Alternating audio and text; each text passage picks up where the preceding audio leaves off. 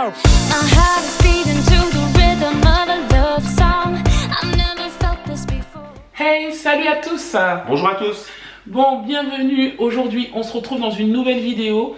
Ça fait un petit moment déjà qu'on voulait la faire, celle-ci. Oui, mais là on est pile poil, on va dire, on voulait le faire au bout des 3 mois, bon on le fait au bout des 4 mois. Voilà, on n'a pas eu le temps avant, c'est pas grave. Mais en tout cas, on voulait la faire, donc c'est notre bilan de notre retour expatriation.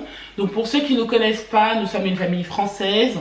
On a 3 enfants, 13, 7 et 2 ans. On revient d'Angleterre, on a été expatriés pendant plus de 3 ans. C'est ça. Et aujourd'hui, on a assez de recul au bout de 4 mois pour vous dire justement comment ça s'est passé notre retour, comment on se sent surtout et les démarches à faire absolument, mais vraiment absolument, parce qu'il y en a qui sont super importantes. Et même nous, on a dû se renseigner avant de rentrer parce qu'on s'était dit si on loupe le coche, après ça va être difficile de le rattraper. Oui, après une fois que vous quittez le territoire, après c'est à moins de reprendre, on va dire, la rame, Oui. ou reprendre le tunnel, ou on va dire Oui. l'avion. Donc le mieux c'est de tout régler avant de quitter, on va dire, l'Angleterre. C'est ça. Alors, je me suis fait des notes, bien sûr, pour rien oublier. La première chose, la plus importante, chérie. Ben, surtout quand vous allez quitter l'Angleterre, donc ça c'est un document qui vous est indispensable, c'est le document U1. Voilà. Donc ça c'est un document que vous aurez à remplir, donc généralement on peut le remplir 15 jours avant le départ du Royaume-Uni. Donc ça se fait en ligne, c'est très simple, mais ça c'est indispensable, c'est même une obligation. C'est ça.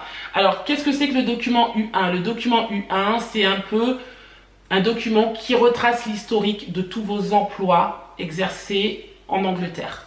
Voilà. Et c'est indispensable quand vous rentrez ici. Ce document U1, vous le donnez justement à Pôle emploi, qui eux en fait vont ensuite prendre la décision si oui ou non vous pouvez avoir droit à des indemnisations chômage. C'est ça. Voilà. Donc, à savoir aussi que si vous quittez le Royaume-Uni, et ça c'est une chose à savoir, après une démission, vous ne touchez rien.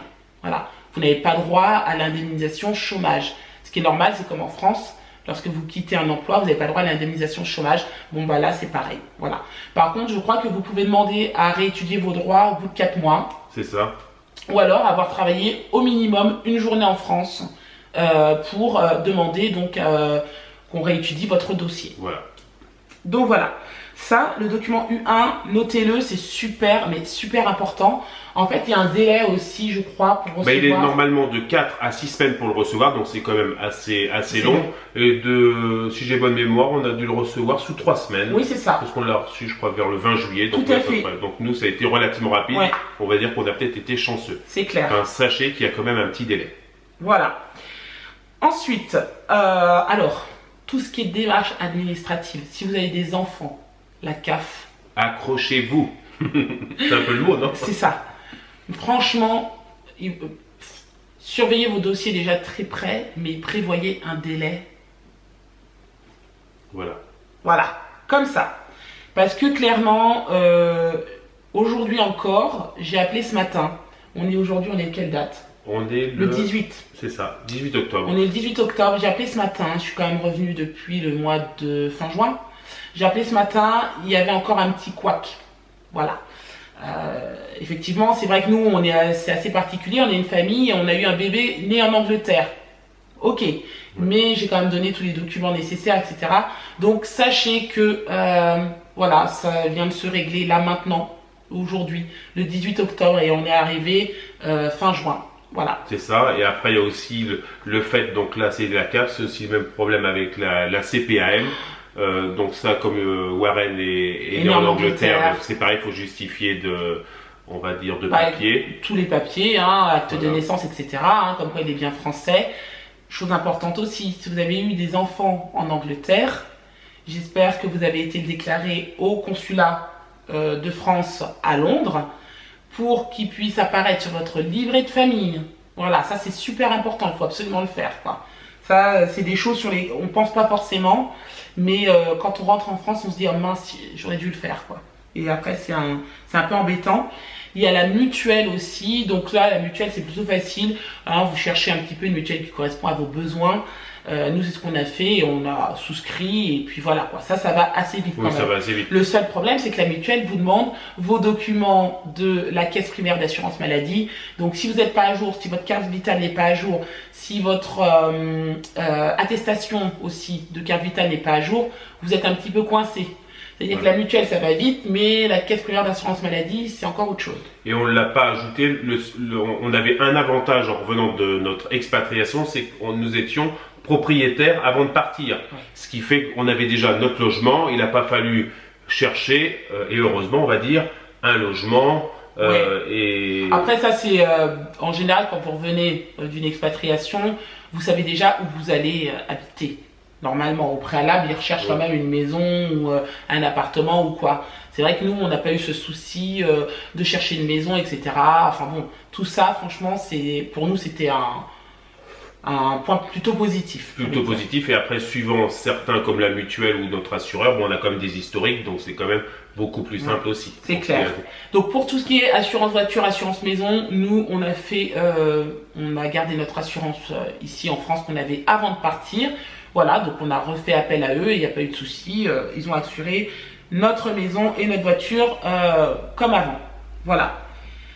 Alors ensuite, l'inscription des écoles dans une école française ici en France. Je parle d'une école française parce qu'il y a des gens qui, quand ils reviennent en France d'une expatriation, inscrivent leurs enfants dans une école internationale ou dans une école bilingue.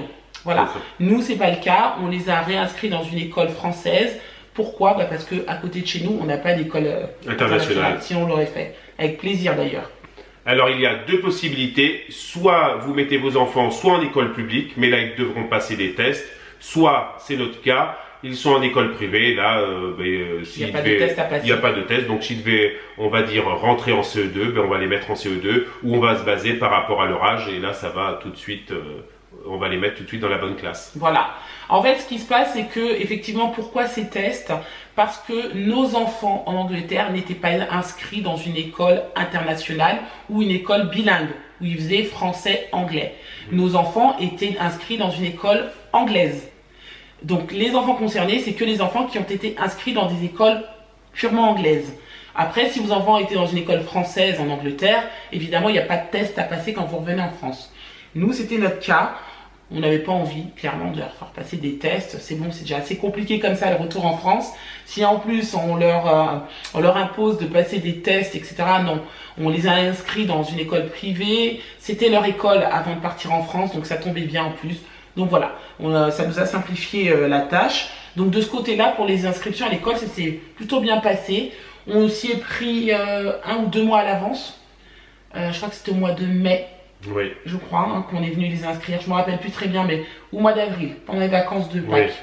Pendant les vacances de Pâques, on est venu en France et on a commencé les inscriptions dans les écoles. Donc voilà. Et notre petit est dans une crèche, une crèche publique, tout simplement. Alors chérie, est-ce que tu veux parler un petit peu des différences dans les écoles, entre l'école française et l'école anglaise ? Les différences, déjà, on va dire, c'est déjà, il y a des devoirs en France, alors qu'il y a très peu de devoirs en Angleterre. On va prendre le cas de Clément, on va dire en premier, lui qui a 7 ans. On va dire c'est un peu de lecture, des exercices, je n'ai pas la mémoire, ou peut-être un petit exercice de maths, mais c'est vraiment... En Angleterre, vous avez 1 semaine pour faire vos devoirs.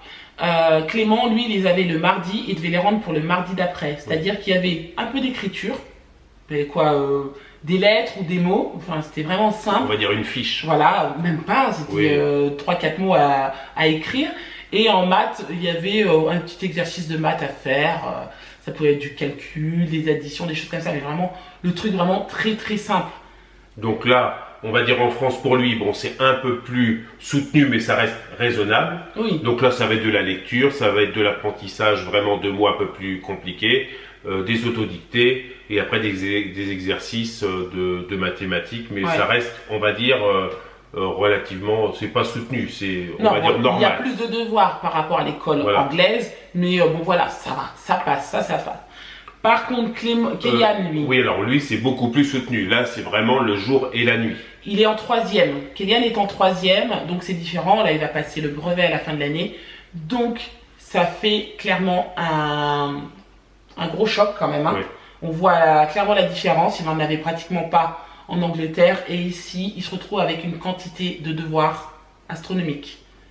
Moi j'ai de la peine pour lui clairement parce que c'est vraiment beaucoup. C'est facilement 1h30 voire 2 heures tous les jours. Hein. Voire plus des fois. Ouais.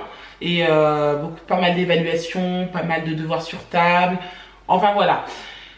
Il est vrai que l'école où il est inscrit sont réputés pour donner beaucoup de devoirs et on sait pourquoi on met nos enfants ici. Mais j'avais oublié. Oui. J'avais oublié la quantité. Je pensais pas qu'il y en avait autant. Bref. Il va reprendre le rythme petit à petit. On lui demande pas de tout emmagasiner du jour au lendemain. On va lui laisser le temps aussi de s'adapter à ce nouveau rythme qui n'est pas forcément facile. Donc voilà. Ensuite, on a noté une autre différence et ça, je pense que Sébastien, ça l'agace plus que moi parce que c'est toi qui fais souvent les courses ici à la maison. C'est les magasins. Oui, les magasins. Là, avant... on avait, nous, un commerce de proximité, déjà il fermait à 11h. On en avait un, on va dire, à 3 km de la maison. Au début, quand on arrivait en Angleterre, il était ouvert 24 heures sur 24. Au pire des cas, maintenant, il fermait à minuit. Donc c'est vrai, il vous manque quelque chose. Tiens, chérie, va chercher ça. Même, on va dire, même une boîte de Nurofen, parce qu'en Angleterre, ce qui est bien, c'est que même vous avez mal à la tête, on avait possibilité d'aller chercher on va dire des tablettes en supermarché. Tout ce qui est médicaments, voilà. On peut trouver en supermarché. Alors maintenant, on a vraiment cette plage horaire, c'est 9h, 19h30 et quelquefois je me dis mince, c'est trop tard. Et là, faut pallier si toutefois vous n'avez pas ce qu'il vous faut. Exactement. Et en plus, ce qu'il faut noter, c'est que souvent c'est fermé entre midi et 14h. Et ça m'est arrivé plusieurs fois de me rendre au centre-ville de Royan pour aller faire les boutiques par exemple, et en fait j'ai oublié, je fais oh my god, j'ai pas dit le mot oh shit. Mais fermé. Mince, oui c'est vrai, je suis en France, c'est fermé entre midi et 14h et vous êtes là, vous dites bon il me reste 1 heure à patienter, il est 13h, qu'est-ce que je fais? Je rentre, je reviens ou je reste? Et du coup bien souvent je reste sur place, mais juste pour dire que oui il faut qu'on s'adapte, on n'est pas encore tout à fait prêt. Hein. Puis autre chose aussi, c'est quelque chose quand même qui est embêtant parce on marche beaucoup moins, on est souvent en voiture, c'est la proximité des magasins. Ah oui. Nous en Angleterre, on parle pour nous bien sûr par rapport à notre situation aujourd'hui. Nous en Angleterre, c'est vrai qu'on avait tout à proximité, on pouvait aller chercher à pied tout ce qu'on voulait. Bon ici aussi, on a une petite supérette qui nous permet, si on a besoin, d'aller chercher des choses à pied. Voilà. Mais par contre en Angleterre c'est vrai que par exemple la pharmacie on n'a pas besoin de prendre la voiture, le médecin non plus, l'école, enfin voilà, il y avait plein de choses comme ça qui nous permettaient d'avoir accès en fait à des choses plus facilement. Et ici en France, on se rend compte qu'on prend beaucoup la voiture. On n'habite pas dans une grande ville, un centre-ville où il y a tout à proximité. C'est vrai qu'on n'est pas loin, on habite à côté de Royan, mais on n'habite pas non plus Royan et le centre-ville. Donc du coup, on est beaucoup en voiture et on se rend compte que c'est pas, on marche moins qu'avant quoi. Oui. Hein, avant, on n'a pas les commerces de proximité. C'est vrai qu'avant, on allait chercher Clément à l'école. Tiens, il nous manque quelque chose, on peut s'arrêter à la boulangerie ou à la supérette. Donc là, on est obligé de s'organiser ou après, malheureusement, prendre sa voiture. C'est ça. Et puis même, j'avais noté tout ce qui était train, aéroport. Ah oui, alors ça, c'est vraiment la galère parce que nous, on est très mal desservis. Alors, même si on veut faire Royan-Bordeaux, vous allez mettre, alors en voiture, c'est 1h30, mais même si on voulait le faire en train, je n'ai pas la plage horaire, mais on va dépasser les 2 heures. Et pourtant, on va dire que c'est direct. Mais il y a des fois, c'est pas simple. Et pareil, l'aéroport, c'est tout de suite. Avant, on avait Luton qui était à côté de la maison. On était à une demi-heure de l'aéroport. Maintenant, il faut voir 1h15 pour aller prendre un avion. 1h30 même, je peux te confirmer. Donc, 1h30. Donc, c'est vrai que ce côté. Ou alors peut-être La Rochelle. Mais La Rochelle, c'est pareil, il n'y a pas beaucoup d'avions. Donc, voilà, si vous pouvez pas, puis l'hiver, je crois que c'est fermé, enfin je sais plus. Bref, c'est assez loin. Et avant, on avait la proximité aussi, en 20 minutes, on était à Londres. Donc là, maintenant, si on va à La Rochelle, c'est 3 quarts d'heure de route. Si on veut aller dans une ville un peu plus proche comme Saintes, c'est tout de suite 35 minutes. Ouais, Enfin voilà, dès qu'on veut, on va dire, approcher, on va dire, une plus grosse ville, tout de suite, ça nous demande beaucoup plus de déplacements et beaucoup plus de temps. C'est comme ça. Ensuite, ah oui, alors ça on vous l'a pas dit, on revient un petit peu sur l'administratif. On avait trouvé que l'administratif ici était très très lent. Je pense qu'avant de partir, on savait déjà, hein, parce que bien sûr on est français, on a vécu en France plusieurs années. Mais alors en revenant ici, clairement, c'est très très lent par rapport à l'Angleterre.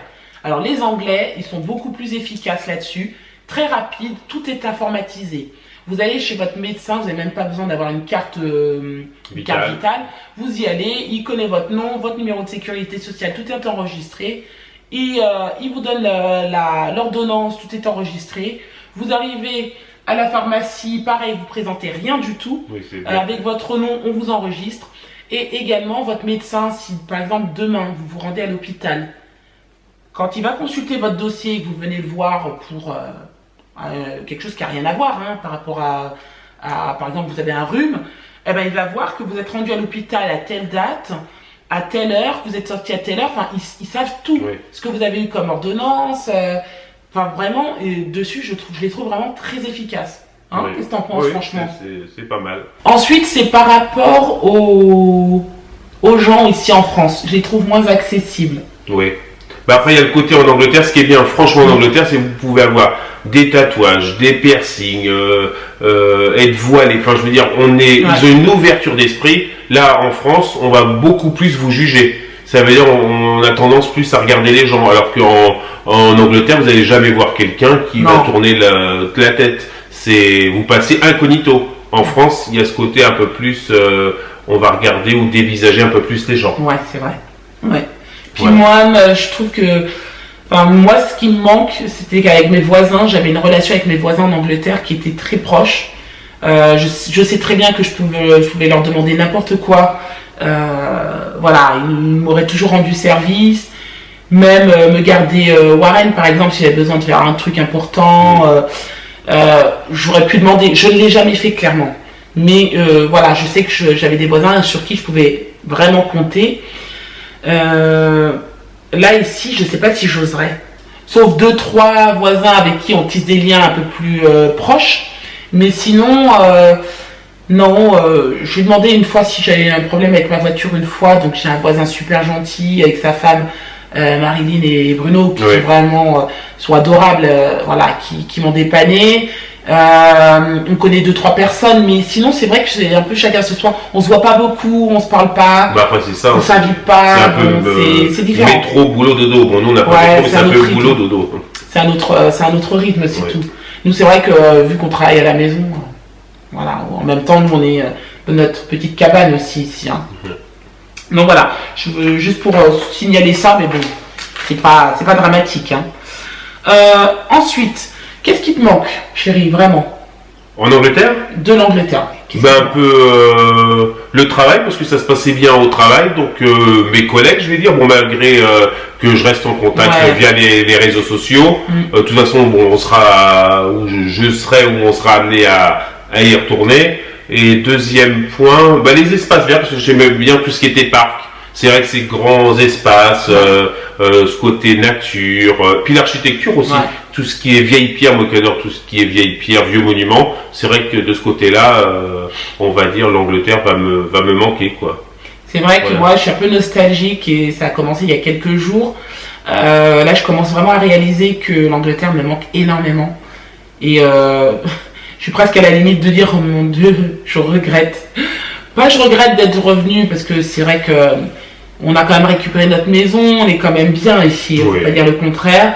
Les enfants sont bien à l'école, même s'il y a énormément de devoirs, on vous le dit, mais après, à côté de ça, voilà, ils ont des copains, ils sont bien, ils ont retrouvé leurs amis d'avant. Donc voilà, mais je regrette certains points dans le sens où, je sais pas, l'Angleterre, il y a quelque chose là-bas qui m'appelle, je me sens bien dans ce pays. Et c'est inexplicable, quoi. Malgré, je sais très bien les raisons pour lesquelles on est revenu. Hein. Pour ceux qui ne le savent pas, on est revenu pour des problèmes de santé. Aujourd'hui, je suis en plein dedans, je suis en train de faire plein d'examens, etc. Et c'est peut-être justement ça qui fait que ça me rappelle un petit peu les raisons pour lesquelles on est réellement rentré en France. Et s'il n'y avait pas eu ça, ben, on y serait encore, quoi. Oui, c'est clair. Hein. Ça, c'est sûr et certain. Et non, l'Angleterre, c'est vraiment un pays que j'ai adopté, voilà, sans souci. Et j'aime tout là-bas, sauf la santé. Je trouve qu'on est pas assez bien suivi. Enfin, pour mon cas, je précise, j'étais pas assez bien suivi. Non, ça me convenait pas du tout. Donc voilà, c'est la raison pour laquelle nous sommes rentrés. Et quelque chose que je voulais partager aussi avec vous, c'est, parce que je pense que vous posez la question, nos enfants sont aujourd'hui bilingues, entre guillemets, je n'aime pas dire bilingues, mais parlent l'anglais couramment. Donc voilà, ils comprennent tout ce que vous leur dites en anglais. Ils sont capables de vous répondre, de s'exprimer en anglais sans souci. Et en fait, pour conserver justement la langue, cet avantage qui pour nous est super important, surtout de nos jours, et ben qu'est-ce qu'on a fait? On a fait appel à un professeur d'anglais qui est David, qui est, on l'adore, franchement il est super gentil, qui est anglais, natif anglais en fait.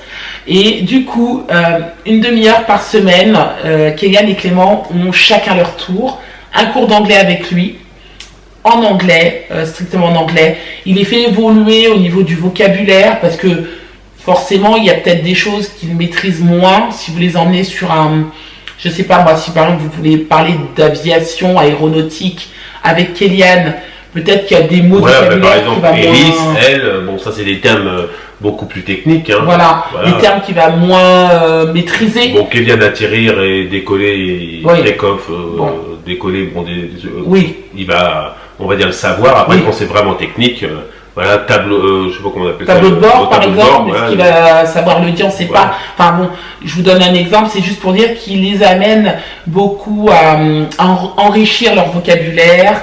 En tout cas, le professeur d'anglais m'a dit dès le premier jour qu'ils avaient un super accent en anglais, qui parlaient, si jamais ils étaient avec quelqu'un, on n'allait même pas faire la différence entre un anglais et le fait qu'eux soient français. Donc déjà ça nous a fait plaisir. Et surtout, ils nous ont dit qu'ils avaient un accent qui était très, très bien recherché pour tout ce qui était professionnel en Angleterre. Par exemple, call center en Angleterre, on vous demande d'avoir un accent, vous savez, neutre. Avec une bonne élocution. Ouais. Voilà, ça, ils l'ont acquis en Angleterre. Moi, je pense que c'est surtout parce qu'on était situé dans une ville qui était déjà pas très loin de Londres, et une ville où justement les écoles sont très bonnes là-bas aussi. Je pense que ça joue. Puis après, ça joue aussi parce que bon, on était dans le centre de l'Angleterre. Si on monte, bon, après il y a l'Écosse, tous ces pays qui viennent se rajouter, on va dire, aux accents aussi du nord de l'Angleterre. Donc après, on va dire c'est encore une autre prononciation. Voilà. Puis après, si vous êtes côté du Pays de Galles, c'est encore autre chose. Donc voilà, suivant où vous êtes situé. Vous prenez l'accent de là où vous vous trouvez. Voilà, en fait. C'est ça, c'est comme nous en France. Hein, si vous habitez Marseille et on va dire dans le nord. Donc voilà, on a terminé, on a donné un petit peu notre petit avis sur notre retour en France. Je trouvais ça cool de partager avec vous un petit peu notre ressenti. On précise quand même que nous sommes très heureux ici. Hein. Je regrette l'Angleterre, oui, parce qu'elle me manque évidemment, mais je suis très heureuse d'être retournée en France. Mes enfants sont bien dans l'école où ils sont. Nous, on est bien dans nos baskets, on est bien dans notre travail. Et on aime bien aussi, on ne l'a pas abordé lors de la vidéo, on aime bien aussi voyager, donc on sera amené aussi pour que justement, et aussi il pratique la langue. Oui. Bon, peut-être pas forcément l'Angleterre, mais le Pays de Galles, l'Irlande, l'Écosse, afin qu'ils puissent, on va dire, pratiquer la langue. Exactement. Non, c'est clair, on va continuer à voyager, on adore ça, ça c'est pas un souci. Et pourquoi pas New York. D'ailleurs, j'ai fait exprès de mettre ce t-shirt. Enfin, ce polo, pardon. Voilà, comme ça, ils pourront bien pratiquer l'anglais. En expatriation ou juste en voyage comme ça? En voyage, dans un premier temps. Parce que ça ne serait pas forcément la ville où je voudrais m'expatrier. Encore que, moi, je m'habituerais partout dans le monde, mais je préférerais plus une ville, on l'a déjà dit, la Floride. Moi, je vous ou dis, la Californie. Voilà. Moi, franchement, si aujourd'hui je devais faire un souhait et que je devais m'expatrier dans un pays, je choisirais les États-Unis, malgré le président qui est au pouvoir aujourd'hui, hein, et surtout la Californie. Voilà. Oui. Ça, avec plaisir. J'irai bien en Californie, je m'y vois bien. Je pense que c'est l'un des meilleurs coins des États-Unis pour vivre. Voilà. Les écoles sont bonnes, le climat est très bon, c'est super joli. San Francisco, c'est magnifique. Enfin bref. Voilà, on va pas s'éparpiller. J'espère que cette vidéo vous aura plu. N'hésitez pas à la commenter, la liker et vous abonner. Et nous vous dit à très bientôt pour une nouvelle vidéo. Ciao! Ciao!